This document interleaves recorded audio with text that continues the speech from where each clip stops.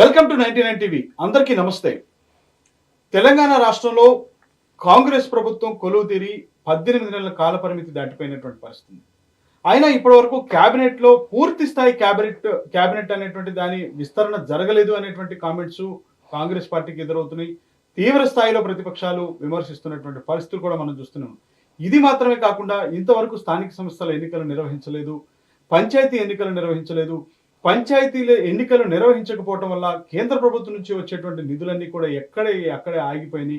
కానీ ఎక్కడ వేసిన గొంగళి అక్కడే అన్నట్టుగా కూడా పంచాయతీలలో చాలా మంది ఆత్మహత్యలు గతంలో పనిచేసినటువంటి ఎవరైతే సర్పంచ్ ఉన్నారో వారంతా కూడా ఆ బిల్లులు రాక అభివృద్ధి పనులు లేక కొంతమంది ఆత్మహత్యలు చేసుకునేటువంటి ప్రయత్నం కూడా చేస్తున్నారు. ఏ విధంగా కూడా వారంతా కూడా పోరుబాట పట్టారు అనేటువంటిది కూడా మనం చూస్తూనే ఉన్నాం. ఇదే నేపథ్యంలో మొత్తంగా అయితే కేబినెట్ సమావేశం తాజాగా జరిగినటువంటి నేపథ్యంలో కేబినెట్ సమావేశంలో కాంగ్రెస్ ప్రభుత్వం అయితే కేబినెట్ కీలక నిర్ణయం తీసుకుంది. అయితే పంచాయతీ ఎన్నికలు కాకుండా ముందుగా పరిషత్ ఎన్నికలనే నిర్వహించడానికి మొగ్గు చూపుతున్నట్లుగా కూడా తెలుస్తుంది. అయితే పంచాయతీ ఎన్నికలు కాదని ముందుగా పరిషత్ ఎన్నికలనే ఎందుకు నిర్వహించాలని చెప్పి కాంగ్రెస్ ప్రభుత్వం భావిస్తుంది అనేటువంటి అంశం పైన మనం ఈరోజు విశ్లేషణ చేసే ప్రయత్నం చేద్దాం. మనతో పాల్గొంటున్నారు చర్చలో ప్రముఖ విశ్లేషకులు ఆర్కే గారు మనతో ఉన్నారు, మాట్లాడదాం. హలో ఆర్కే గారు, నమస్తే. నమస్తే అండి. కాదండి, మన చూస్తే తెలంగాణ రాష్ట్రంలో ఎప్పుడెప్పుడు స్థానిక సంస్థల ఎన్నికలు జరుగుతాయి, ఎప్పుడు ఆగిపోయినటువంటి ఆ అభివృద్ధి పనులు ఏవైతున్నాయో ఎప్పుడు మొదలు పెడతారా అనేటువంటి స్థాయిలో ఇప్పటి వరకు వారంతా కూడా ఎదురు చూస్తున్నారు. కానీ ఎట్టకేలకు ఒక స్టెప్ పడింది, ఈ కాంగ్రెస్ ప్రభుత్వం ఒక స్టెప్ తీసుకుంది అనేటువంటిదే మనం చెప్పొచ్చు. కానీ పంచాయతీ ఎన్నికలు కాకుండా పరిషత్ ఎన్నికలను ముందు నిర్వహించాలని చెప్పి కాంగ్రెస్ పార్టీ భావిస్తున్నట్లుగా తెలుస్తుంది. నోటిఫికేషన్ కూడా త్వరలోనే రాబోతుంది. ఆగస్టు చివరంకం కల్లా వీటిని పూర్తి చేయాలని కూడా కాంగ్రెస్ పార్టీ చాలా దృఢ నిశ్చయంతో ఉన్నట్లుగా తెలుస్తుంది. ఎందుకు ముందే పరిషత్ ఎన్నికలు అంటే ఏం చెప్తారు?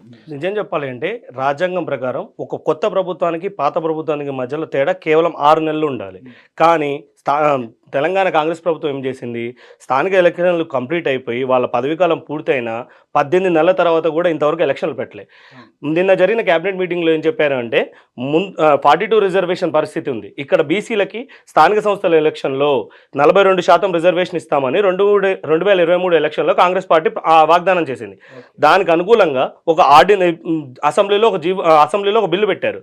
బిల్లు పెట్టి పాస్ చేసి దాన్ని కేంద్రానికి పంపించారు. కానీ కేంద్రం నుంచి ఎలాంటి సమాచారం లేదు. దాంతో ఇక్కడ ఆగిపోయింది. కొంతమంది కోర్టుకు వెళ్ళారు. కోర్టుకు వెళ్తే ఏం చెప్పింది, సెప్టెంబర్ 30 లోపు ఎలక్షన్స్ నిర్వహించి స్థానిక ప్రభుత్వాలు ఏర్పాటు చేయాలని చెప్పింది.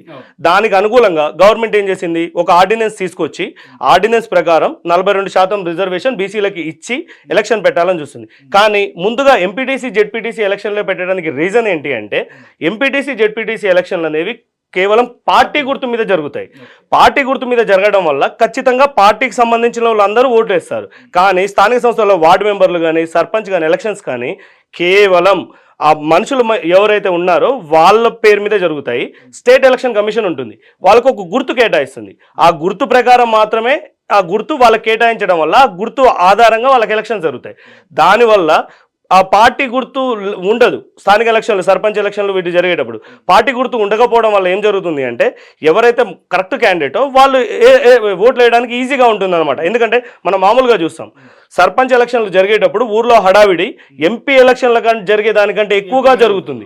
ఎందుకు అంటే స్థానిక ఎలక్షన్లు జరిగేటప్పుడు మనం కరెక్ట్ పర్సన్ ఇతను కరెక్టా కాదా అనేది ఆ లోకల్లో అందరికీ తెలుస్తుంది. ఇప్పుడు ఎంపీ ఎలక్షన్లు ఉన్నాయండి, ఒక 10 లక్షల మందికి అంటే ఒక వ్యక్తి యొక్క ఇమేజ్ బేస్ చేసుకొని అనుకోవచ్చా? 100%. ఎందుకంటే ఒక ఎంపీ ఎలక్షన్లు జరిగేటప్పుడు 10 లక్షల మంది ఓటర్లు ఉంటారు. 10 లక్షల మందిలో ఆ ఎంపీ అనేది ఎంతమంది తెలుస్తుందో గ్యారంటీ లేదు. కానీ స్థానిక సంస్థల ఎలక్షన్లో సర్పంచ్ అనేది ఆ లోకల్ క్యాండిడేట్ ఖచ్చితంగా ఆ లోకల్లో ఎంతమంది ఉన్నారు అందరికీ ఆయన గురించి తెలుస్తుంది. ఇతను కరెక్టా కాదా అని వాళ్ళు డిసైడ్ చేసుకొని ఓటేస్తారు. కాబట్టి స్థానిక సంస్థల ఎలక్షన్లు జరిగేటప్పుడు మనిషి ప్రాతిపదిక జరుగుతుంది. కానీ ఇక్కడ ఎంపీటీసీ జెడ్పీటీసీ ఏంటి అంటే కొంచెం వ్యాస్ట్ ఉంటుంది అనమాట. ఇప్పుడు మామూలు సర్పంచ్ ఎలక్షన్లో ఒక 5,000 మంది ఉన్నారనుకోండి, ఎంపీటీసీ జెడ్పీటీసీ వచ్చేసరికి ఒక 15,000 20,000 మంది ఉంటారు. అందులోని పార్టీ గుర్తు మీద జరుగుతుంది. పార్టీ గుర్తు మీద జరుగుతుండడం వల్ల ఏమవుతుంది, పార్టీకి సంబంధించిన వాళ్ళందరూ ఓటేయాల్సి వస్తుంది. కానీ స్థానిక సంస్థల సర్పంచ్ ఎలక్షన్లు అలా ఉండదు, మనిషిని బట్టి ఓటేస్తారు. దానివల్ల ముందుగా ప్రభుత్వం ఏం చేస్తుంది, వ్యక్తిగత ఇమేజ్ ఆధారంగా జరుగుతుంది. కానీ ప్రభుత్వం ఏం ఆలోచిస్తుంది అంటే ఒకవేళ అంటే ఎందుకంటే కాంగ్రెస్ గవర్నమెంట్ ఏం చేసిందంటే అభయహస్తం అని ఒక ప్లాన్ తీసుకొచ్చింది. అందులో అన్ని ఇంప్లిమెంట్ జరగలేదు. దీనివల్ల వల్ల సర్పంచ్ ఎలక్షన్లు ఒకవేళ దెబ్బ పడితే దాని ఇంపాక్ట్ దీని మీద పడుతుంది.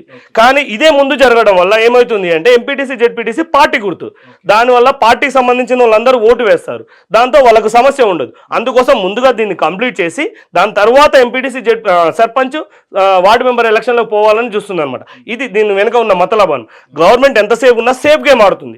సేఫ్ గేమ్ ఆడడం వల్ల ఏమవుతుంది, వాళ్ళు పార్టీ గుర్తు ఆధారంగా ఓటేస్తారు కాబట్టి పార్టీకి సంబంధించిన వాళ్ళందరూ ఓటేస్తారు. సో ప్రాబ్లం సాల్వ్ అవుతుంది. అది కాంగ్రెస్ పార్టీ ఆలోచించే విధానం అనమాట. ఓకే, అంటే ఒకవేళ ఇట్లా కాదని ఇప్పుడు మీరు అన్నట్లుగా, మీరు చర్చించినట్లుగా పరిషత్ ఎన్నికలు కాకుండా ముందు పంచాయతీ ఎన్నికలను నిర్వహిస్తే అక్కడ ఒకవేళ ఇప్పుడున్నటువంటి ప్రతిపక్షంగా ఉన్నటువంటి బీఆర్ఎస్ పార్టీ కానీ బీజేపీ పార్టీ కానీ ఒకవేళ ఎక్కువ సీట్లు గెలుచుకునేటువంటి అవకాశం వస్తే ఖచ్చితంగా దాని ఎఫెక్ట్ ప్రభుత్వం మీద పడుతుంది అనేటువంటిది ప్రభుత్వం యొక్క ఆలోచన.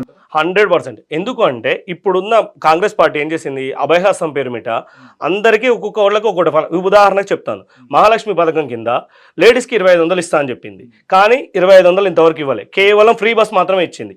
దాని ఇంపాక్ట్ ఉండొచ్చు.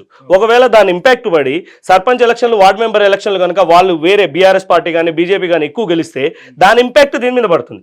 దీని మీద పడడం వల్ల ఆటోమేటిక్గా ఇవి తగ్గిపోతాయి. దీని తగ్గిపోతే 2028లో ఎలక్షన్ రాబోతున్నాయి, దాని ఇంపాక్ట్ దీని మీద గట్టిగా పడుతుంది అనమాట.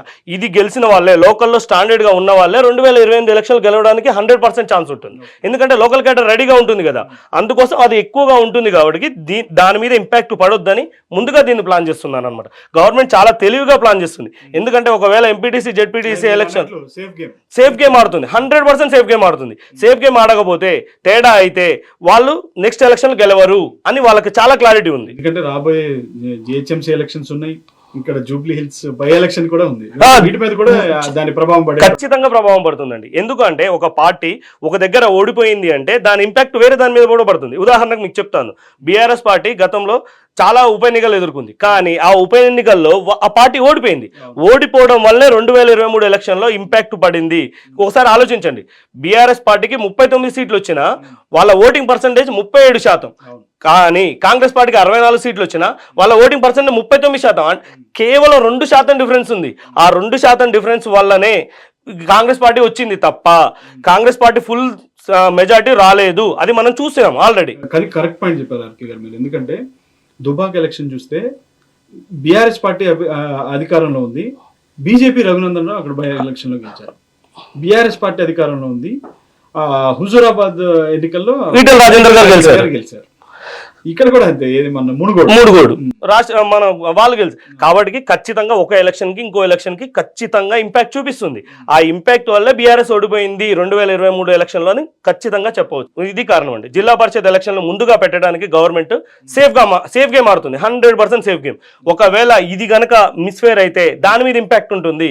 కాబట్టి దీన్ని ముందుగా అసలుకే మోసం వస్తుంది. కాబట్టి ముందుగా దీన్ని సేఫ్ కంప్లీట్ చేసుకొని దాని మీద ఇప్పుడు ఒకవేళ ఇది ఎక్కువగా కాంగ్రెస్ పార్టీ గెలిస్తే సర్పంచ్ ఎలక్షన్లు చాలా ఈజీ అయిపోతాయి అన్నమాట వాళ్ళకి. అందుకోసం దీన్ని ముందు చేస్తున్నారు. ఆత్మరక్షణతో ఆడుతున్నటువంటి 100% ఆత్మరక్షణతో ఆడుకున్న గేమ్ ఇది అనమాట. 100% చెప్పొచ్చు మనం, ఇందులో ఎలాంటి డోకా లేదనమాట. Thank you.